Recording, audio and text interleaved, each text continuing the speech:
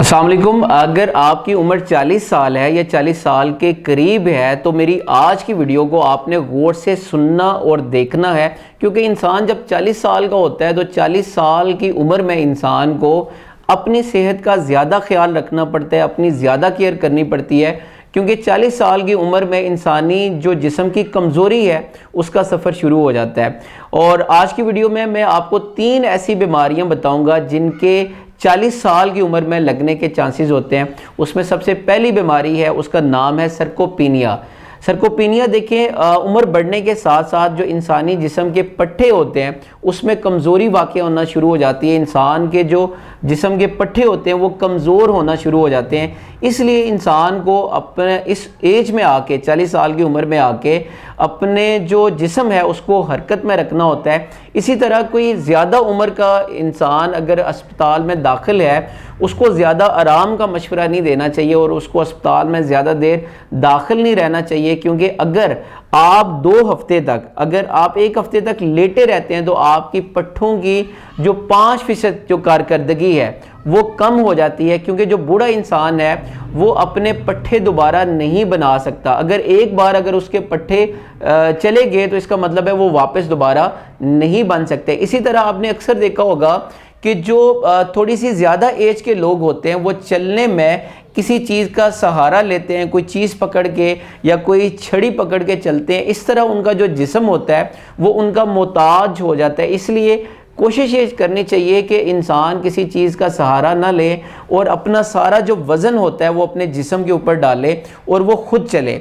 पहली जो बीमारी है उसका नाम है सर्कोपीनिया, के जिसमें इंसान की जो जिस्म होता है उसके जो पट्टे होते हैं वो कमज़ोर होना शुरू हो जाते हैं। तो इंसान को अपने जिस्म को हरकत में रखना चाहिए, कोशिश करनी चाहिए कि वो ज़्यादा से ज़्यादा वो चले, चहलकदमी करे और हल्की फुल्की एक्सरसाइज करे और वर्जिश करे। दूसरी जो बीमारी है उसका नाम है ऑस्टियोपोरोसिस। ऑस्टियोपोरोसिस जो इतनी ख़तरनाक बीमारी नहीं है, इसमें सिर्फ एक चीज़ की एहतियात करने की ज़रूरत होती है कि इंसान कहीं गिर ना जाए।